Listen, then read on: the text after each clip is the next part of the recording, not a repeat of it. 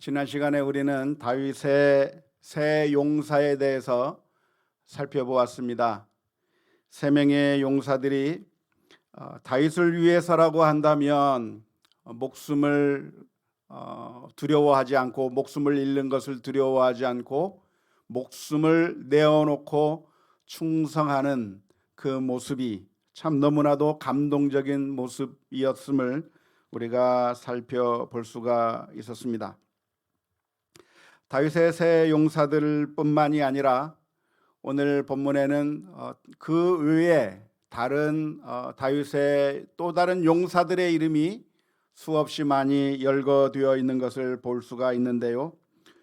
그 가운데서도 오늘 두 사람의 이름이 특별하게 먼저 언급되고 있는 것을 알 수가 있습니다. 18절 말씀에 보면 아비새라고 하는 사람에 대해서 먼저 특별하게 언급해 주고 있는데요. 이 아비새라고 하는 사람은 300명을 한꺼번에 죽일 정도의 용사였습니다. 뿐만 아니라 지난 시간에 살펴본 그 세 용사의 두목 역할도 했었다고 할 수가 있겠고요. 하지만 그 능력으로 따지자고 한다면 그 세 용사에게는 미치지 못하고 있다고 평가해 주고 있습니다. 세 용사들의 그 전과는 너무나도 대단한 것이기 때문에 정말 뛰어난 용맹을 보여주었고 전과를 보여주어서 우리가 지난 시간에 살펴본 그 본문에 아주 특별하게 기록이 되어 있었습니다.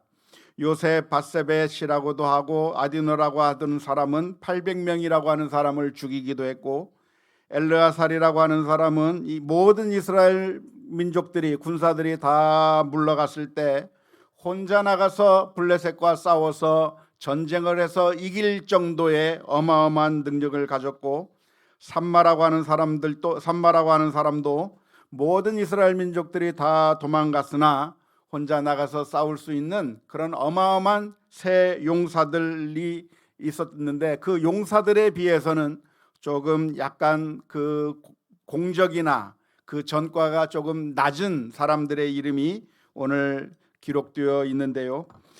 물론 이 용사들도 그 세 용사들과의 비교해 본다면 조금 급이 떨어질지는 모르겠지만, 그래도 이 용사들도 아주 대단한 용맹을 보여준 사람들이고 다윗을 위해서 아주 충성을 다한 그런 용사들이었다고 하는 것을 볼 수가 있습니다. 두 사람의 이름을 한 사람의 이름이 더 나오고 있는데요. 브나야라고 하는 사람의 이름이 20절에 기록되어 있습니다. 이 사람은 모압 아리엘의 아들 둘을 죽였을 뿐만 아니라 장대하게 키가 큰 애굽 사람을 죽였다고 21절에 기록하고 있는데, 아마도 골리앗처럼 그렇게 어마어마한 큰 장수를 쓰러뜨린 그 엄청난 일을 이 브나야가 했을 것이라고 볼 수가 있습니다. 하지만 역시 23절의 말씀에 보면 이 브나야도 세 용사에는 미치지 못했다라고 평가해 주고 있습니다. 이 두 용사의 이름을 먼저 기록한 다음에 그 이후에 24절서부터는 30용사의 이름을 기록하고 있습니다. 24절 말씀에 보면 요압의 아우 아사헬은 30명 중에 하나요 하면서 30용사에 대해서 기록하고 있는데, 그런데 24절부터 39절까지 숫자를 하나씩 세보니까 총 30명이 아니라 31명입니다. 그런데 이 성경에서 말하고 있는 것은 30용사라 이렇게 표현하고 있어서 도대체 31명인데 왜 30명이라고 이야기를 하나 궁금증을 자아내는 그런 본문이라고 할 수가 있겠습니다. 뿐만 아니라 39절에 보면 도합 37명이라고 이야기하고 있는데, 이렇게 세보고 저렇게 세보아도 37명이 나오지는 않아서 도대체 37명이 누구누구를 포함하는 것이 37명인지 구체적으로 확인하기가 어렵다고 하는 문제가 오늘 본문에 조금 있습니다. 아마도 설명을 하자고 한다면 30용사라고 하는 그 표현은 굳어진 표현이 아닐까 싶습니다. 용사가 30명이든 31명이든 32명이든 30명의 용사, 30용사라고 하는 말이 하나의 그 수거처럼 굳어진 표현처럼 되어 있어서 다윗의 아주 뛰어난 아주 30명의 용사들이라고 하는 그 표현이 다윗의 아주 충신들이고 뛰어난 용사들을 가리키는 그런 명사처럼 사용되었기 때문에 31명을 30명이라고 표현했을 가능성이 많이 있습니다. 우리나라를 표현할 때 뭐라고 표현하죠? 팔도강산이라고 하는 말로 표현합니다. 그런 말을 들어보셨나요? 예, 들어봤을 겁니다. 우리나라를 팔도강산이라고 표현하는데 팔도강산이라고 표현하는 이유가 무엇인가요? 8개의 도가 있기 때문에 팔도강산이라고 했는데 지금은 도가 8개입니까? 더 많습니까? 남쪽만 해도 벌써 9개의 도가 되는 것이고 특별시와 광역시 등등 이런 것들을 다 포함하게 된다고 하면 이제는 더 이상 팔도강산이라고 하는 말이 통하지 않습니다. 하지만 예전 사람들은 그 표현이 아주 익숙해져 버려서 우리나라를 표현할 때 도가 몇 개인가는 상관없이 우리나라는 팔도강산, 아름다운 팔도강산이라고 하는 말을 표현하는 것처럼 하나에 익숙해져 버리고 굳어져 버린 표현을 우리가 쓰는 것과 마찬가지로 30용사라고 하는 것은 다윗과 함께했던 아주 뛰어나고 아주 용맹스러운 용사들을 맨 처음 구성한 그 용사들을 의미하는 단어일 수 있겠는데 그 30용사 속에 또 다른 사도들이 포함되어 있는 다른 사람들이 포함되어 있는 그런 경우가 충분히 있을 수 있습니다. 12제자라고 하는 말을 쓰는데 가룟 유다가 빠져나가도 12제자, 12이라고 하는 말이 하나의 수거처럼 사용되는 것처럼 이 30용사라고 하는 것은 아마도 다윗이 데리고 있었던 아주 용맹스러운 그런 신하들을 가리키는 용어였을 것이라고 볼 수가 있습니다. 뿐만 아니라 37명이라고 39절 말씀에 기록해 놓고 있는데 그 37명이 누구까지 포함해서 37명인가는 정확하지가 않습니다. 아마도 31명의 용사들과 그리고 아비새와 브나야와 다윗과 그리고 아마 요압까지 포함하면 그렇게 되지 않을까? 아니면 다른 장수들을 더 포함하면 37명일까? 정확하게는 알 수 없지만 아무튼 다윗에게 어떤 용사들이 있었는가? 다윗에게는 한 사람의 용맹스러운 그 용사만 있었던 것이 아니라 오늘 사무엘하 23장의 말씀을 쭉 살펴보면 다윗에게는 세 용사가 있었고 또 두 용사가 있었고 30용사가 있었고 세보면 37명의 용사가 되는 그런 어마어마한 다윗을 돕는 그 군사들이 다윗과 함께 했다고 하는 것을 우리가 오늘 본문의 말씀 가운데서 찾아볼 수가 있습니다. 우리가 이 본문의 말씀을 읽으면서 우리가 바라보아야 할 것이 있다고 한다면 하나님의 은총이 어떻게 다윗에게 임하였는가 하는 것입니다. 하나님께서는 그 옛날 다윗을 선택하시고 그리고 기름을 부어주시고 그리고 고난과 역경의 시간을 많이 흐른 다음에 그래서 결국 이스라엘의 두 번째 왕으로 세워주시기까지 인도해 주셨는데 그러한 하나님의 놀라운 은혜, 놀라운 하나님의 축복이 어떤 방식으로 다윗에게 임했는가 하는 것을 우리가 먼저 묵상해 보았으면 좋겠습니다. 어떻게 임했습니까? 오늘 본문의 말씀을 보니까 다윗의 용사들을 통해서 하나님의 은혜가 있었던 거죠. 다윗이 혼자 싸운 것이 아니라 다윗의 용사들이 있어서 때로는 세 용사가 때로는 30명의 용사가 도합 37명의 용사가 수많은 용사들이 다윗을 돕고 다윗과 함께 동거동락을 하면서 다윗을 위해서 충성하는 이런 사람들이 있음으로 말미암아 하나님의 은혜가 그들을 통해서 다윗에게 흘러갔다고 하는 사실을 오늘 본문의 말씀을 보면서 우리가 기억해야 될 줄로 믿습니다. 우리가 분명하게 기억할 것이 있다고 한다면 하나님의 은혜는 어떻게 우리에게 오는가? 그것은 하나님의 은혜, 하나님의 기적이라고 하는 것은 항상 초자연적인 것을 통해서만 우리들에게 오는 것이 아니라 모든 것을 통해서 하나님의 은혜가 온다고 하는 사실을 기억해야 될 줄로 믿습니다. 우리는 종종 생각하기를 하나님의 은혜, 하나님의 축복, 하나님의 기적 하면 우리는 무엇을 생각하냐면 초자연적인 기적만을 생각할 때가 많이 있습니다. 그래서 그 옛날 이스라엘 민족이 광야에 있을 때 하늘에서 하나님께서 만나를 내려주셨던 것처럼 그렇게 우리가 아무것도 하지 않아도 하나님께서 먹을 것을 내려주셨던 그런 기적이 있었던 것처럼 오늘날에도 하나님의 그런 은혜가 있으면 좋겠다고 하는 그런 소망을 가지게 됩니다. 엘리야가 숨어 다닐 때 하나님께서는 까마귀를 통해서 떡을 공급해 주셨던 것처럼 하나님께서 놀라운 은혜를 그에게 베풀어 주시기를 기대하고 고대하는 그런 마음들이 있습니다. 예수님께서 손을 얹으신즉 병이 낫게 되는 그런 엄청난 기적의 이야기를 읽으면서 하나님의 기적이 우리 가운데 있기를 소망하는 그런 경우도 있습니다.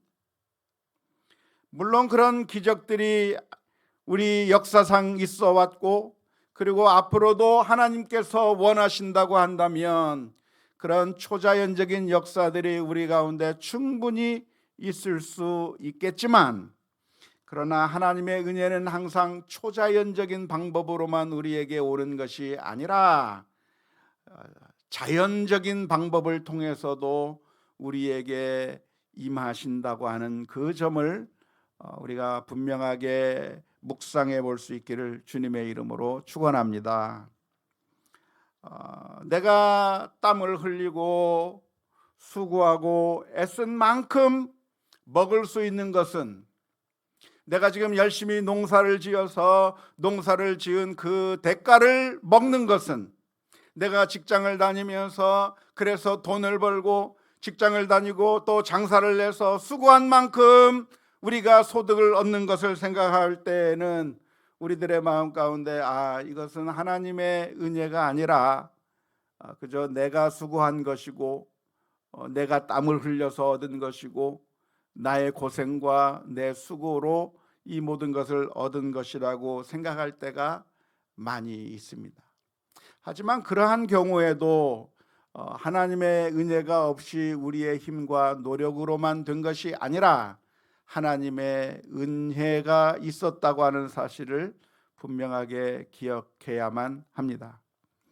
시편 127편의 말씀에서 기록하고 있는 것처럼 아무리 사람이 깨어 경성하고 있다고 할지라도 하나님께서 지키시지 않는다고 한다면 파수꾼의 경성함이 깨어 있음이 허사가 되는 것이고 아무리 내가 수고하면서 집을 쌓아 올린다고 하더라도 아무리 노력을 많이 한다고 할지라도 하나님께서 보호해 주시지 않는다고 한다면 세우는 자의 수고가 헛될 수밖에 없다고 하는 점을 기억해야 합니다. 뿐만 아니라 시편 128편의 말씀에 기록하기를 내가 내 손이 수고한 대로 먹을 것이라. 우리의 생각에는 수고하지 않아도 먹고 가만히 있어도 하나님께서 은혜를 베풀어 주시고 축복을 베풀어 주실 것만을 기대하고 있을 때가 많이 있는데 시편 128편에서 복 있는 사람들에 대해서 소개하기를 뭐라고 소개하냐면 수고한 만큼 먹는 것이 뭐라고요? 하나님의 복받은 자다라고 소개하고 있는 것입니다. 다윗의 경우도 마찬가지였는데요. 다윗이 하나님의 은혜를 입어서 살았다고 하는 그 이야기는 다윗이 아무 일도 하지 않고 가만히 있는데 하나님께서 그를 양치기 목동에서 왕으로 세우셨다고 하는 것을 의미하지 않습니다. 하나님의 은혜가 다윗에게 있었다고 하는 이야기는 다윗은 손 놓고 가만히 있는데 하나님께서 천둥과 번개를 내리셔서 블레셋 민족을 쫓아내셨다고 하는 것을 의미하지 않습니다. 오히려 다윗은 어떻게 삶을 살았는가? 치열한 삶을 살았어요. 문제를 해결하기 위해서 치열한 삶을 살았는데 그 치열한 삶을 사는 과정 가운데 누가 있었어요? 다윗의 용사들이 있었던 거예요. 함께 싸우고 함께 피를 흘리고 고생하는 그 수많은 사람들이 함께 있었는데, 그러니까 이 모든 것은 우리의 힘과 노력으로 얻은 것이 아니라 하나님의 은혜요 축복이었다고 하는 것을 분명하게 기억할 수 있기를 주님의 이름으로 축원합니다.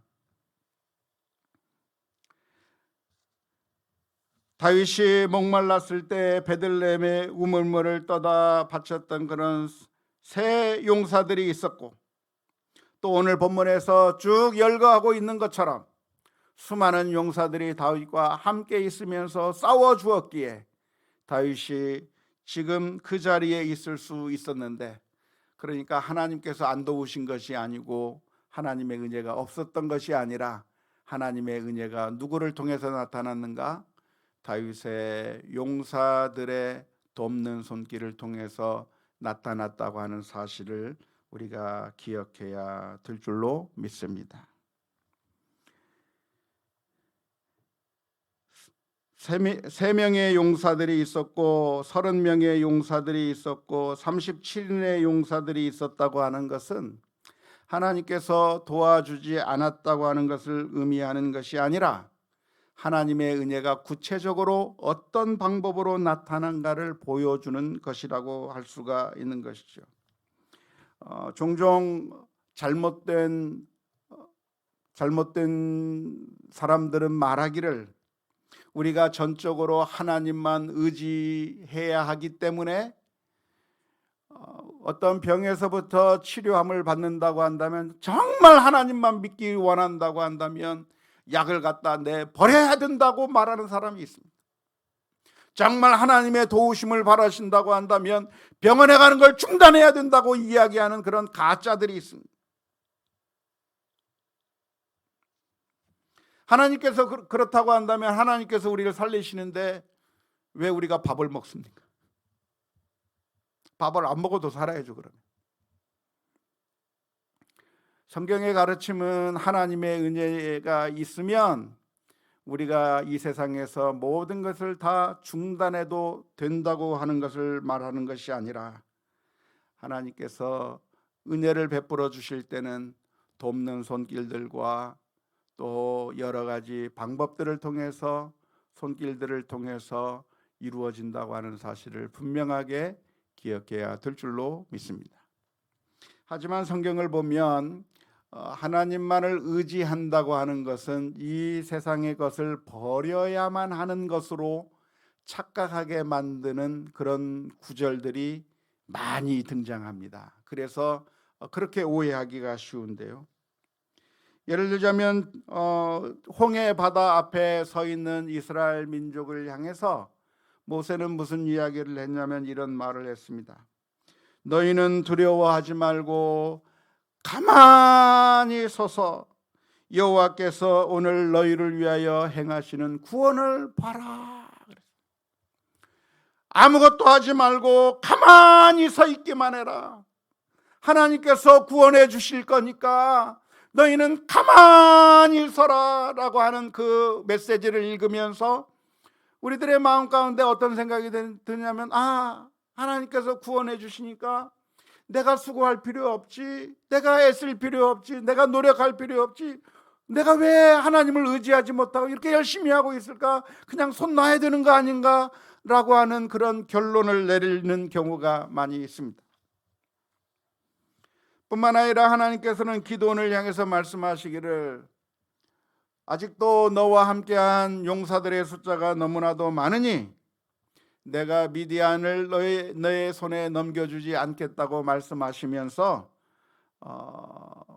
용사들이 너무 많으면 하나님이 구원한 게 아니라 우리의 손으로 구원을 받았다고 착각할지 모르니까 용사들의 수를 줄이고 또 줄여서 300명의 용사만 남겨놓으라고 하신 그 말씀을 보면서 성경 속에 있는 그런 예들 말씀들을 생각하면서, 그러니까 하나님을 의지한다고 하는 것은 우리가 이 세상에 있는 모든 것들을 다 버려야만 하고 돈을 버려야만 하고 혹은 약을 버려야 되고 우리가 하는 그 모든 것들을 다 버리고 그냥 하나님만 온전히 바라고 기도만 하면 된다고 하는 그런 결론을 내릴 때가 많이 있습니다. 하지만 이 말씀들을 우리가 오해해서는 안 되는 것인데요, 모세가 말하기를 너희는 가만히 서서 하나님께서 너희를 위하여 행하시는 구원을 보라고 하는 이야기는 아무것도, 그러니까 모든 경우에 있어서 아무것도 하지 말라는 이야기가 아니라, 그 말씀은 지금 그렇게 두려워 떨고 있지 말라는 것입니다. 이스라엘 민족들이 지금 홍해바다 앞에서 그리고 뒤에서 쫓아오는 군인들을 보면서 두려워 떨면서 벌벌벌 떨고 큰일 났다고 그렇게 두려워하고 있을 때 모세가 했던 말이 무엇이냐면 너희는 가만히 있으라, 두려워하지 말라, 겁먹지 말라, 겁쟁이처럼 그렇게 있지 말고 하나님만 의지해라 라고 하는 말씀이지. 그러니까 우리가 이 세상에 살아가면서 하나님을 의지해야 되기 때문에 일하는 것도 하지 말고, 그리고 어떤 손 쓰는 것도 하지 말고, 아무것도 하지 말고 그저 하나님이 알아서 저 사과나무에서 사과 떨어질 때까지 입만 벌리고 있어라, 그렇게 의미하는 말씀이 아니라고 하는 것을 기억해야 할 것입니다. 어쩌면 사울 왕과 다윗의 차이를 찾아본다고 한다면, 사울은 하나님의 도우심을 믿지 못했고 다윗은 하나님의 도우심을 믿고 의지했습니다.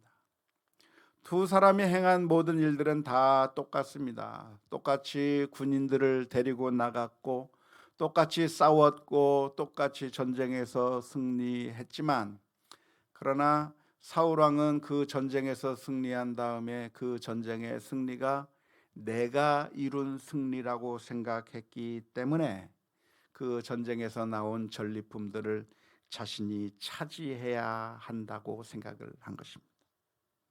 하지만 다윗의 경우에는 정반대였습니다. 다윗은 전쟁에서 승리했지만, 그래서 그 전쟁 가운데서 전리품을 얻게 되었지만, 그 전리품을 내가 싸워서 이겨서 얻은 전리품이니까 우리가 독점할 수 있다고 생각한 것이 아니라, 이것은 우리가 싸워 이긴 것이 아니고 하나님께서 이기게 하신 전쟁이고 하나님께서 주신 전리품이니 전쟁에 나가지 아니한 사람들과도 함께 나누어야 할 것이라고 말을 합니다. 왜냐하면 그 전쟁에서 우리가 싸운 것처럼 보였지만, 그러나 실제로 그 전쟁 가운데서 이기게 하신 분은 하나님이시라고 하는 사실을 믿을 수 있었기 때문에, 똑같은 일을 하면서도, 그런데 사울은 그 전쟁에서 승리한 것이 내가 한 것이라고 생각하고, 그래서 그 전리품을 내 맘대로 처분해야 되고 내 뜻대로 처분해야 되겠다고 하는 생각으로 가득 차 있었던 반면에, 다윗은 전쟁에서 승리해 놓고도 이것은 우리가 승리한 것이 아니기에 전리품을 우리가 독차지할 수 없을 것이라고 이야기를 한 것입니다.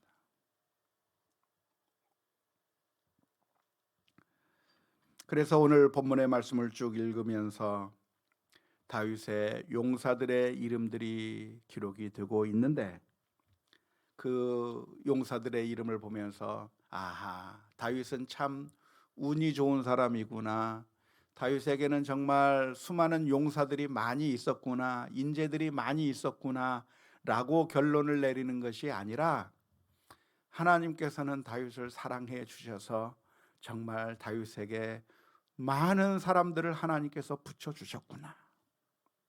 그것을 보고 감사해야 될 줄로 믿습니다. 그걸 봐야 되는 거예요. 뿐만 아니라 우리가 주목해 봐야 될 것들이 있습니다. 오늘 우리들의 삶의 경우에도 마찬가지입니다.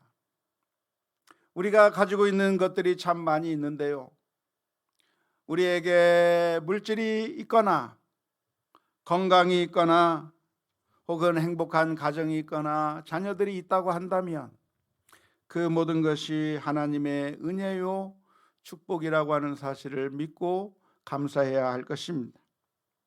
하나님의 은혜는 초자연적으로만 오는 것이 아니라 우리에게 주어진 모든 것들을 통해서 상황과 그 여건과 친구와 동료와 신앙의 공동체와 우리 자녀들과 우리 가정을 통해서 여러 가지 방법들을 통해서 하나님께서 우리에게 은혜 베푸신다고 하는 사실을 기억하면서 우리 모두도 주님 앞에 감사하며 나가야 될 줄로 믿습니다. 그런데 이 용사들의 이름을 쭉 열거하는 가운데 여러분들 용사의 이름들 가운데 아주 친숙하게 잘 알려진 이름이 있습니까? 전부 생소한 이름들만 나왔습니까? 대부분의 이름들이 다 생소한 장군들의 이름이죠. 생소한 군인들의 이름입니다. 사무엘서에서 별로 등장하지 않았던 장수들의 이름이 여기에 다 기록되어 있는데요. 그런데 다른 사람들은 뭐 알 수도 있겠지만 확실히 아는 한 사람의 용사가 이 리스트에 있습니다. 그게 누굽니까? 맨 마지막에 기록되어 있는 우리야입니다. 39절 말씀에 헷 사람 우리야라. 이상 총수가 37명이었더라. 다윗의 용사들의 이름을 쭉 열거하는데 사무엘서를 누가 썼는지 모르겠지만 이 이름들을 쭉 열거하는 가운데 다윗의 용사들의 이름 가운데 맨 마지막에 누구를 적어놨냐면 우리야를 적어놨어요. 우리야가 누구죠?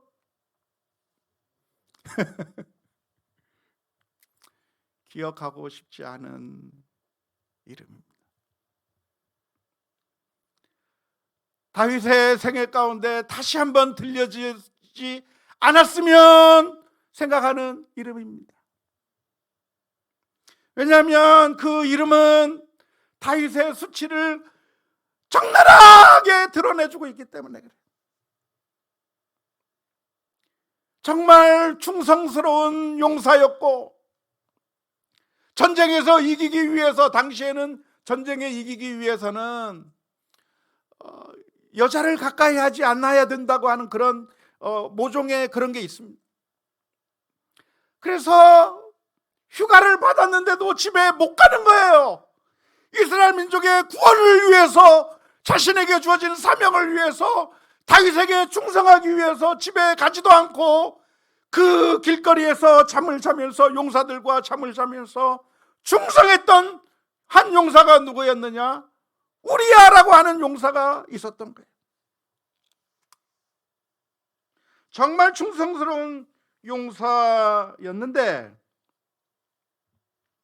우리가 잘 아는 것처럼 다윗은 그 우리야를 배신하고 우리야의 아내를 취하는 그런 파렴치한 죄를 범했을 뿐만 아니라 그리고 자신의 충신을 전쟁터 최전방으로 보내어 교살시켜버리는 그런 파렴치한 모습을 보여주고 있는 것이죠. 만일 그의 우리야의 이름이 중간에 기록됐으면 그나마 얼마나 다행스럽겠어요. 이름을 쭉 나열하면서 중간에 들어가 있습니다. 우리 학생들이 시험 보면서 답안지 제출하라고 하면 답안지 제출할 때 나가면서 답안지를 어디다 놓습니까? 차례차례 위에다 놓고 가면 되는데 꼭 어디다 넣어요? 중간에 집어넣어요, 학생들이. 왜? 시험 못 본 것 같거든요. 자신이 없거든요. 그러니까 내 시험 답안지 제일 먼저 보이게 하고 싶지 않으니까 중간에 집어넣고 나가는 거예요. 다윗의 마음도 마찬가지 아닙니까? 다윗의 용사들의 이름을 열거할 때 우리아의 이름은 좀 뺐으면 좋겠고, 아니면 그 중간에 어딘가 살짝 숨겨만 놨으면 좋겠다고 생각이 되는데, 사무엘서는 아주 적나라하게 다윗이 파렴치범이라고 하는 사실을 분명하게 기억하게 하고, 그리고 이 사무엘하 이제 거의 마무리 짓는 이 시점에 그 우리아의 이름을 기록함으로써 이 다윗의 모습을 다시 한번 적나라하게 발려버리고 있는 것입니다. 그래서 다윗은 우리들에게 영웅이 될 수가 없어요. 이 세상의 모든 사람들이 다 모든 장점들이 있고, 이 사람에게는 이런 장점이 있고 저런 장점들이 있고 많은 장점들이 있는데, 우리가 들추어 보지 않아서 그렇지 썩어 문드러져 있는 모습들을 가지고 있는 그런 모습이 바로 우리들의 모습입니다. 우리의 이름을 적어 놓았으니까, 들켰으니까 이 모양인데,